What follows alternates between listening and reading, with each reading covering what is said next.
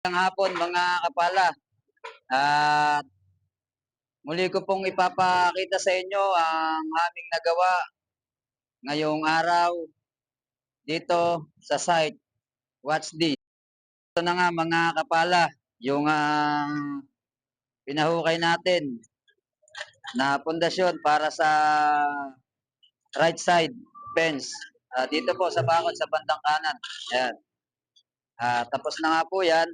Tinuhukay na lang po nila yung pang tie beam. Ito po ay okay na rin. Tie beam na lang po ang uhukayin nila. Ito, naayos na rin po nila to. Kaya tie beam na lang din ang kulang.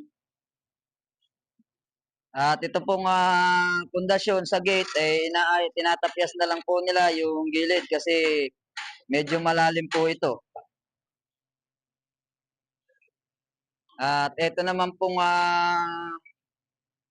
dalawa nating karpintero na si Kamartilyo at si WW.Simple TV nagporma ng column ng gate. Ayan, tayuan pa po ng BI pipe. At ito nga, yung inasintadaan ko kanina ay natapos na. At bukas po ay popormahan na natin yung column. Ayan. At ito naman po ay isang patong na lang. Good morning mga kapala. Ayan, nagpapahukay na tayo ng para sa pundasyon ng bakod. Ayan, patapos na po yan. At mamaya po ay isusunod na nila tong pangalawa.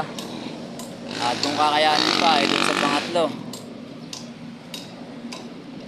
At pinapachipping na rin natin. Pinapachipping na po natin sa brad natin tong palitada. Para sa pagkakapitan ng buhos na lintel beam. At itong asentada ko nga kanina, ayan, tinapos ko na. Ayan, okay na po yan. Bali, ito na lang asentadaan ko. 3 patong lang po yan. Mamaya po, itapos na yan.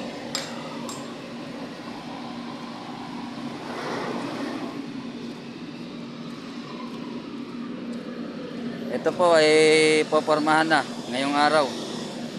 Ayan. At nakaredy na nga po ang pamporma nito. Binubutasan na para dun sa lulusutan na alambre. Pag natapos ko yung asentada, popormahan na ito yung column.